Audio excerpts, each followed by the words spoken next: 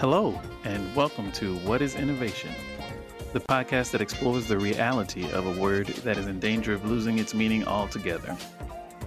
This podcast is produced by Outlast Consulting, LLC, a boutique consultancy that helps companies use innovation principles to solve their toughest business problems. I'm your host, Jared Simmons, and I'm so excited to have Tommaso Buganza. Tommaso Buganza is Professor of Leadership and Innovation at Politecnico di Milano. His research activities are at the crossroad of technology, innovation, and leadership. He believes platforms are the missing link among them and teaches platform thinking to executives and consults international companies in search of a platform-based transformation. Tommaso. Thank you so much for joining us today. I'm very excited about this conversation. So thank you to you, Jared, for having me. I'm very excited too. Perfect. Well, let's dive right in. What, in your mind, is innovation?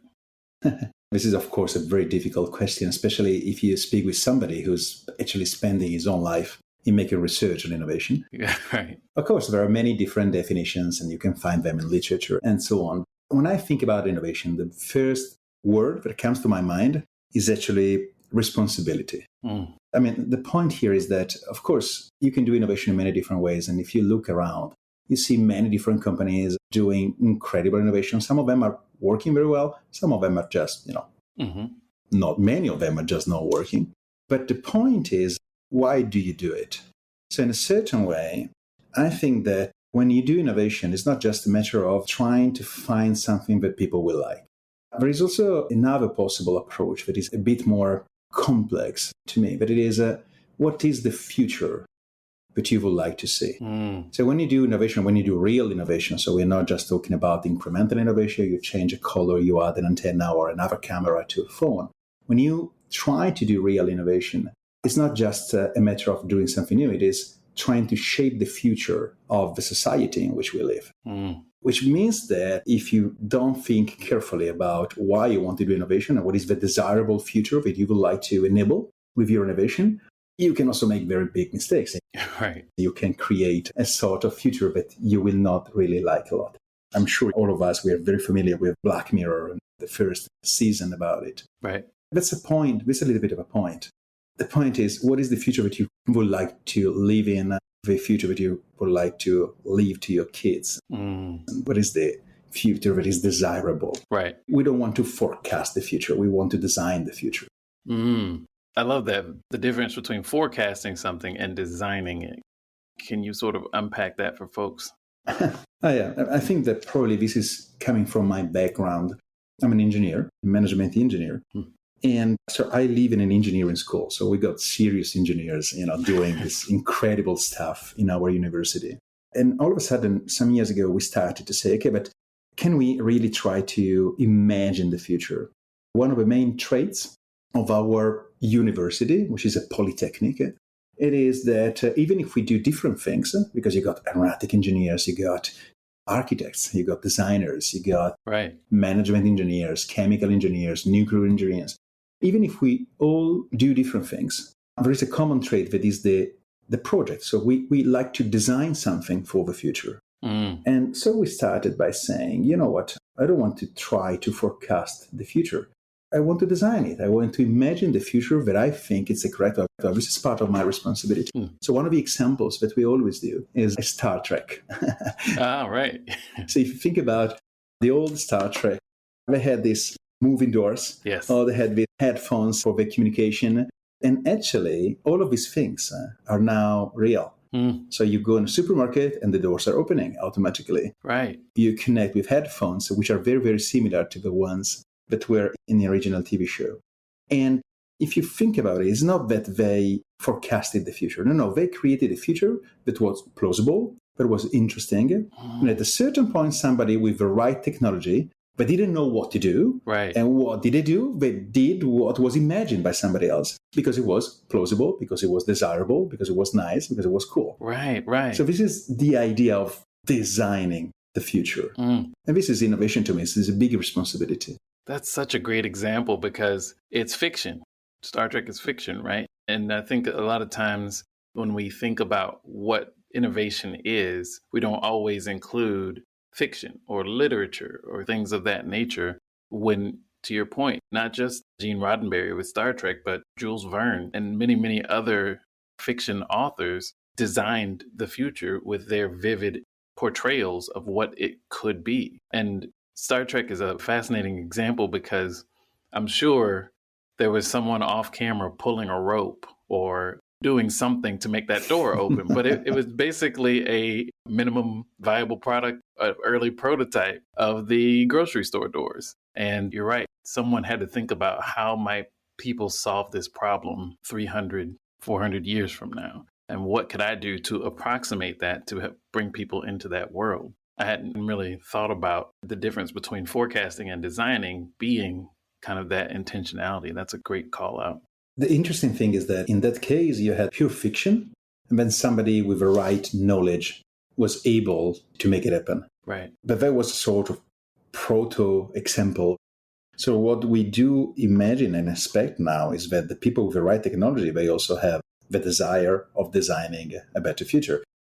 So we try to put the two things together, which is quite difficult because, in many cases, when you are completely focused on technology, you focus on technology and not really on how to use it. Right. So one of the super nice things that happened to me many times, and I'm so lucky to be in a school like mine, is that I had very, very clever people with super technologies asking, okay, but what should I do with it? Yes. That's a good question. Yes. You should have thought about it before, probably, but this is a good question. Right. So, yeah. No, it's there's that old proverb: the best time to plant a shade tree was 50 years ago. The second best time is today. The best time to think about why you're doing something is before you build it from a technology standpoint. But the second best time is today. As soon as it occurs to you, yeah. As soon as it occurs to you. That's exactly right. This concept of responsibility, I think it's so important in a conversation about innovation, and it doesn't come up very often. Tell me more about what responsibility looks like in an innovation process. So one that has a sense of responsibility baked into it versus one that doesn't. Well, let's start from the second one, which probably is easier. Yeah. There is another question that very often comes along with what is innovation and what is not innovation, or what it should not be. And I think that, and again, I come from an engineering school, so a lot of technology and so on. And I think that one of the biggest mistakes that we make when we think about innovation is to consider innovation as a technological innovation. So the biggest mistake was normally called technological substitution. And you see it every time. So every single time you got a new technology, the first thing that we normally try doing, and it's surprising that we are not really learning out of it, because the first thing that we always try doing is to replicate what we used to do before with the previous technology using the new one. And that happens since ever. So think about the cinema. The first thing that were projected in the cinemas were actual plots recorded in theater and then screened at the cinema. But of course, it was terrible. Of course, it was terrible because the technology was embryonic stage of development. Right. Which means that you didn't have the color, you didn't have the voice. So it was very terrible. And then at a certain point, we started to understand that no, probably you can do something else. So you don't have to replicate. You can, for example, use special effects. So you go King Kong. Right. King Kong is great. It's something that you cannot do in a theater. On a stage, right. Then the television arrived and we made the same. First thing we did, we just put the movies on the television. Before understanding that you could do the quiz show, before understanding that you can do the TV series, before understanding that you can do Big Brother, and so on and so forth. And if you think about it, this is happening now with the metaverse as well.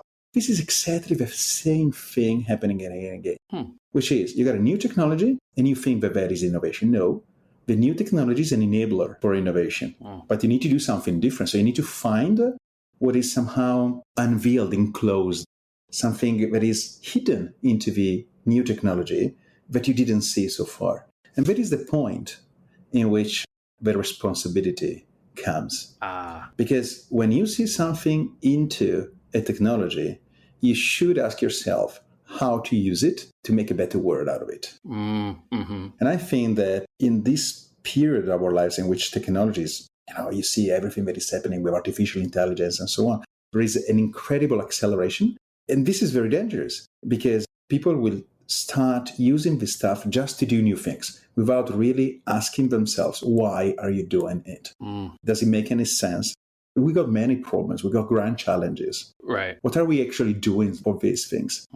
So before starting, we were talking about climate change and so on. Mm-hmm. So what can we do with these incredible technologies in order to move in that direction? Right. What it should not be technological substitution, and it is what it should be. So look carefully, but with a purpose into the technology to find something new. I see. So the technological substitution comes about when people look at this wheel was solving this problem before, and so now I'm going to make this wheel out of this other material and have the same thing versus trying to think about, okay, well, it was providing a means of transportation, or it was simplifying this problem, and how might I solve that problem with a new technology versus substituting this new technology for the old one for one. You're one of us already. Oh yeah, I'm already on the bus with you. I think that the way you insert responsibility as almost like a proof point or like a sort of a reminder in this way of sort of interrupting this natural technological substitution thought process, I think is really important, because responsibility it's a two-sided coin, right? There's like, what good could we do? And also, what harm can we prevent? And I think, as your example with generative AI, I think the coin landed on what harm can we prevent? And people are having a lot of trouble thinking about, okay, well, what about the other side of the coin? Let me tell you a story about it, because I think that you're touching a very important point.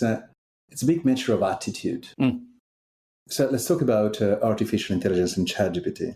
I live in a university, so I got courses, I got students, and of course we make exams. So the whole university panicked at a certain point. So the students, they will use ChatGPT. And so the first thing we did was actually putting our past exams into ChatGPT to see if actually ChatGPT was able to solve the problem. And it was quite good, actually. I wouldn't say that it was perfect. So probably I would have answered in a slightly different way. But I've been studying these things for like 20 years. Right. I know ChatGPT in like 2 months actually learned enough to get out with a good mark. So let's say probably a B so initially we got marks between 0 and 30. So I probably could take 25, 26, which is good, which is right. Many students don't get to that point ever. Right. And again, and I saw it in a very technical school, that their reaction was like, how can we prevent them from using it? Okay. Right. So it was on the negative side. While we tried to do something different. Why don't we force them to use ChatGPT for the exam? So I give you a prompt, and I want you to put the prompt in, and I want you to give me the answer that is provided by, and then I want you to comment on the answer, to tell me what is right, what is wrong, and so on. Now, it's a matter of attitude. I think that even if the responsibility is yours, so you have got the responsibility, it's not the technology. Technology by itself is not good or bad. It's how you decide to use it and how you want to leverage it. So what is the inner reason why you decide to use these things? And I think that every single time we react in a stupid way, like, okay, so let's stop the technology, is because we are not really able to face the real problem. Right. The problem is us, it's not the technology. So what do you do with it? It's your responsibility. The technology, by definition, is a thing, cannot have a responsibility. Right. You cannot give a responsibility to that technology. That's fascinating. And when you flip it and put the responsibility on the individual, there are a few different kinds of stakeholders in that process, right? There's the user, there's the creator, there are regulators. What you're saying that I don't hear very often is that everyone has responsibility in this process. Every individual from every angle, every stakeholder. And I think what we're seeing right now is a lot of folks sort of abdicating their responsibility as users and saying, government, regulate this, or creator, be more responsible. When the modern car was invented, there were regulations. We decided what side of the road we were going to drive on, what they needed to have, headlights and things like that. But there's always, from day one, been an inherent responsibility on the driver. And I think that's what's interesting and curious to me is, as generative AI has kind of stepped to the forefront, that same inherent user responsibility hasn't come along as with other technologies. Yeah, about this, I also think that, again, this is another coin with two different sides. Mm-hmm. Especially in Europe, we like regulation a lot. Right. So, and probably we're quite good at it. Italy was a country which blocked ChatGPT for a while. Right. The point is that, again, the moment in which companies start to say, we would like to be regulated, it's okay. So it seems to be good to listen to this. They understand they got the responsibility. But they are basically giving the responsibility to somebody else. Mm-hmm. Right. And, yeah, exactly. and the users, they want everything to be regulated because they want to give the responsibility to somebody else. And then it's not sure this is exactly the right way of looking at it. So, right. So before asking what other stakeholders can do to be responsible, the very first question would be, what can you do to be responsible? So it's a sort of alibi, this thing of asking for rules, which is, strange. I'm not sure I completely like it. Yeah, that's a very good point. Everyone's sort of passing the buck, so to speak, to use a colloquialism. But I think the concept of responsibility and innovation and how that comes to life, not just through the person who creates this new technology or this new thing or this new idea, or this new service or whatever, new piece of art. It's not just the creator that bears the weight of responsibility. It's the person who's consuming the art, the person who's using the technology. And to your point about Star Trek, I think the more broadly we can think about what is happening right now, the better. Because right now, I think as a society, we're having a very technology-driven reaction to this. And it seems like it's become very compartmentalized in terms of like, okay, well, the people that understand how this works need to regulate it, need to control it. And I don't know how, I'm a chemical engineer. This is probably something I shouldn't say out loud, but I don't know exactly how my car works. Yeah. I can sketch out like in principle how it works, but the responsibility is still on me to point it in the right direction and not use it in an unsafe way. So I think it's really mind-opening, this idea of what does it mean to be responsible in an ecosystem where innovation is happening at the pace that it's happening today. I think you're completely right. And I think that the interesting point is to put on your responsible lenses when you are looking for something new into new technology. So this is not a neutral act. I don't believe in neutral acts. Okay. I don't believe that you just do things because, you're a technical engineer, you're developing this. You're just a technical guy, it's neutral. No, I don't think that anything is neutral, especially if you're dealing with innovations like this. Right. Well, you're right. It's not only you, it's you as a regulator, it's the user, and so on. Yeah. So we should stop throwing our responsibilities on others. Take your part of it. I will take mine. Pick up your share of the responsibility. That's right. I like it. So you're an educator in a Polytechnic university. A lot of the elements of responsibility come back to ethics, come back to philosophy and other things like that, even back to religion for certain folks.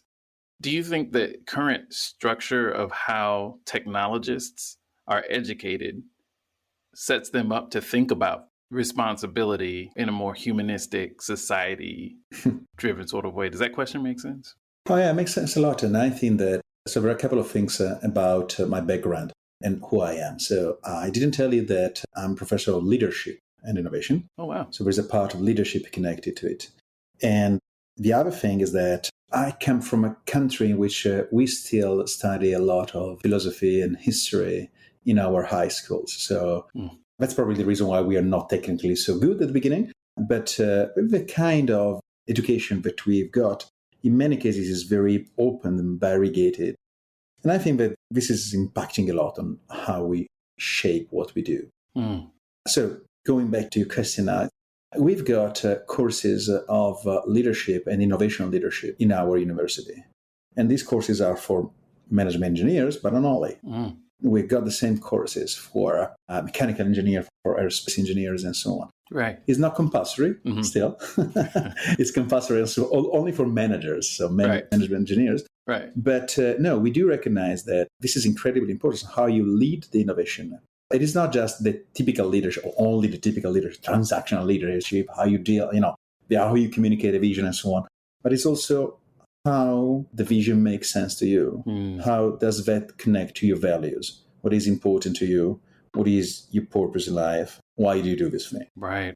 There's one thing that we try to teach to managers, to our students, and it is that if you do things because you want to increase the value of shareholders, you might lose somehow the direction and the real reason for why you're doing things. If you do things because they make sense, at a certain point, you will also have the shareholder value. I'm very convinced of it, but I'm not alone. Right. I mean, if you go to the United States, in Harvard, there was some years ago a great article in the Harvard Business Review that is, the ROI is not the real beacon that you should have. Do things that make sense. Right. And this will come later. I think that we need to help people to think, not to tell them what to think, but to enable their ability of having a critical mindset towards what they're doing. And that critical mindset would apply then not only to, is my code solid? Did I design this pipe the right way? But also, how am I interacting with stakeholders? How am I setting my strategic plans? How am I thinking through how to set priorities within my team and with other folks cross-functionally? So that critical mindset would expand beyond their technical expertise. Yes, and even more. There is one thing that we do. I'm also a professor in the business school. And in many cases, we make these programs with companies. And one thing that we try to put very clear is that if you think that you want to increase the capabilities of your employees from a technical point of view and full stop, you're making a big mistake. They are human beings before being anything else. So I think that if a human being is spending how much? 8 hours, 10 hours a day, 5 days a week in a place, that place should be also the place in which you are improving as a human being, not only as a chemical engineer, as a logistic manager. Right. So I think that goes even beyond what you do in the company. Is you as a person who can improve and should improve continuously. And if you spend so much time, so much of your awakened time in a company, right, that's a good place to learn something about how you behave with society, with your wife, with your friends, how you lead people around you. Yeah, well said. Well said. That's a great point. It's been a great conversation. And before I let you go, I would love to hear if you have any advice for innovators out there. That's another huge question. Any advice at all? Yeah. Any advice at all? I would say that going back to responsibility. So we've been making research in the last almost 10 years about platforms and digital platforms. So companies like Uber or Airbnb or even Google or Amazon or Meta and so on. And the kind of way that they have got to create value, to capture value. And after a lot of research about it, we came out with different frameworks and models that try to explain the difference between how Google is creating value instead of Airbnb, because in some cases you've got a transaction enabled, like Airbnb, you got somebody giving a place and somebody going to the place, there is an exchange of money, you take part of a fee. Google is doing something completely, or Facebook is doing something completely different. They do not enable any transaction, but they enable some advertisers to access your eyeballs. And there are even other models that are more complicated, in which you provide a service and people using the service is leaving you a certain amount of data, and you use the data to create value. Netflix is using the data about how we consume other products in order to create new TV series that are wonderful and so on. So we've been looking at all of these models, how they work and the problems and so on. And then all of a sudden we were hit completely by a big question. So there is, in a certain way, there is this idea that this way of looking at business in a different way. So you do not have a linear value chain. You buy stuff, you transform stuff, you sell stuff.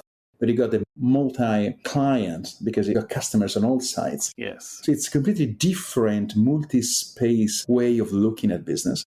At a certain point, that seemed to be connected only to digital startups in the Silicon Valley. Right. Or maybe you can remove the Silicon Valley. So you can have something in Sweden like Spotify, or something in the Netherlands like Booking.com. Mm-hmm. But are we sure about it? So we started to think, are we sure that only startups can use these mechanisms?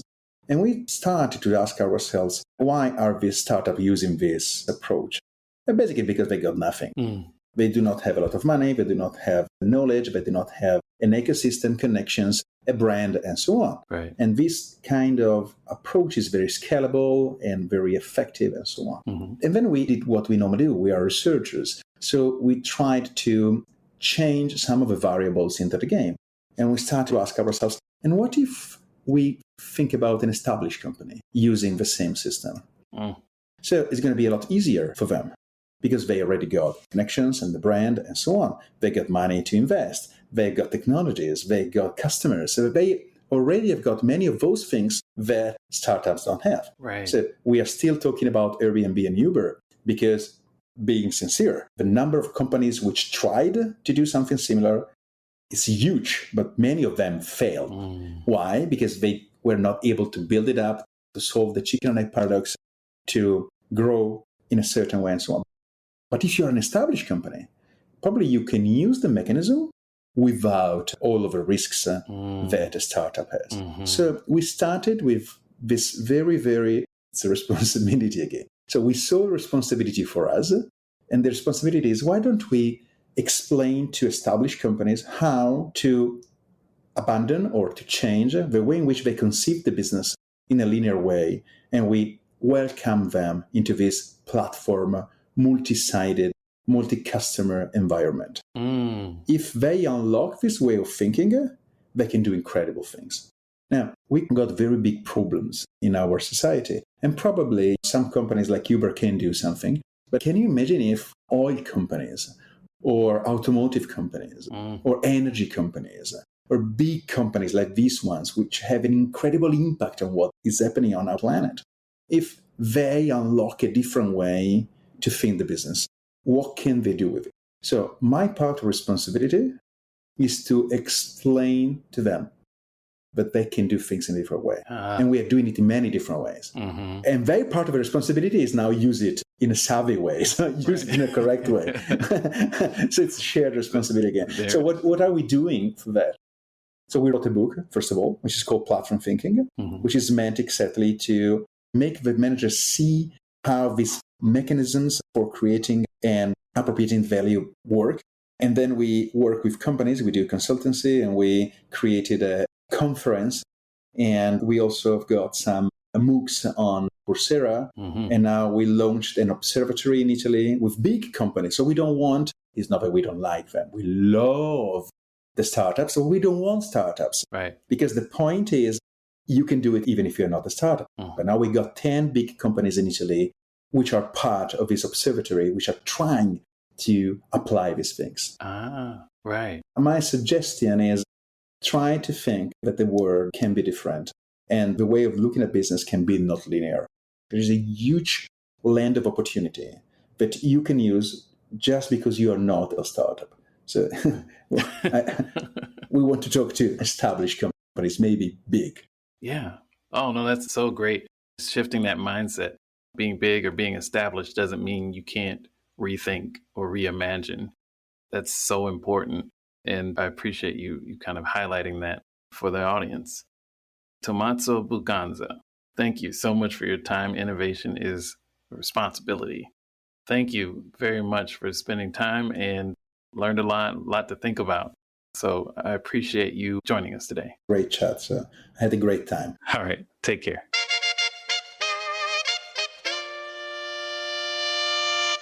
We'd love to hear your thoughts about this week's show. You can drop us a line on Twitter at OutlastLLC, OUTLAST or follow us on LinkedIn where we're Outlast Consulting. Until next time, keep innovating, whatever that means.